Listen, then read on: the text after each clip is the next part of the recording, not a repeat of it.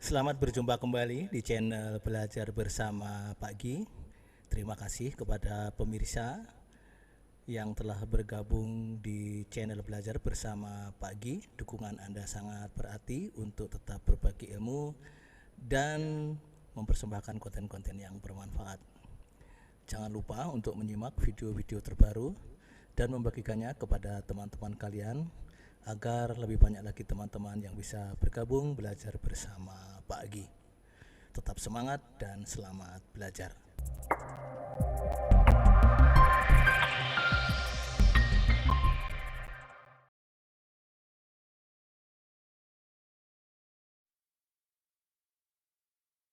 Hitunglah pH larutan yang terjadi apabila 100 ml larutan asam yang mempunyai pH 1 dicampur dengan 50 ml larutan basa yang mempunyai pH 13.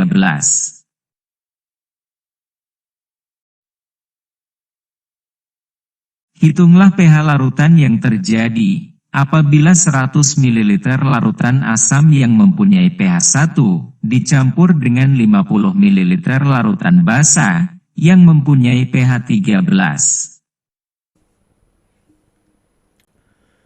Untuk menyelesaikan soal ini, maka langkah yang pertama yaitu menentukan konsentrasi ion H+ dan OH- dalam masing-masing larutan. Diketahui bahwa larutan asam pH sama dengan 1. Nah, dari sini kita bisa menghitung konsentrasi ion H+. Sedangkan larutan basa pH-nya sama dengan 13. Dari pH ini kita bisa menentukan konsentrasi ion OH-. Yang pertama, kita menentukan konsentrasi ion H+ dalam larutan asam yang pH-nya 1. Di mana rumus pH sama dengan min log H+. Nah, sehingga H+ sama dengan 10 pangkat min pH, atau H+-nya adalah 10 pangkat min 1 molar, sama dengan 0,1 molar. Berikutnya, untuk menentukan konsentrasi ion OH- dalam larutan basa yang pH-nya 13, yaitu dengan menggunakan persamaan bahwa pH plus POH sama dengan PKW, sehingga POH sama dengan 14 dikurangi pH. Sehingga POH-nya adalah 14 dikurangi 13 sama dengan 1. Nah, dari sini kita bisa menentukan konsentrasi OH- sama dengan 10 pangkat minus POH, atau sama dengan 10 pangkat min 1 molar, atau 0,1 molar. Jadi di sini kita bisa menentukan konsentrasi H+-nya adalah 0,1 molar dan konsentrasi OH-nya adalah 0,1 molar. Langkah berikutnya yaitu menentukan jumlah mol atau milimol masing-masing ion H+ dan OH-. Nah, karena di sini volumenya adalah mili, maka di sini molnya dalam bentuk milimol, ya.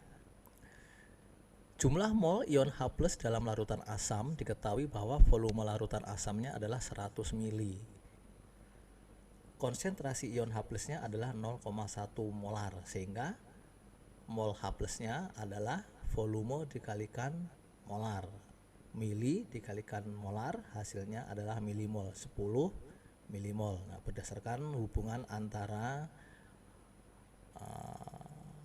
mol dengan molar, ya. Jadi kalau molar dikalikan mili, hasilnya milimol.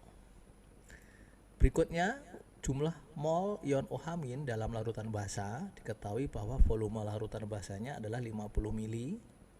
Kemudian konsentrasi OH-nya adalah 0,1 molar, sehingga mol OH-nya adalah 50 mili kali 0,1 molar. Mili kali molar hasilnya 5 milimol.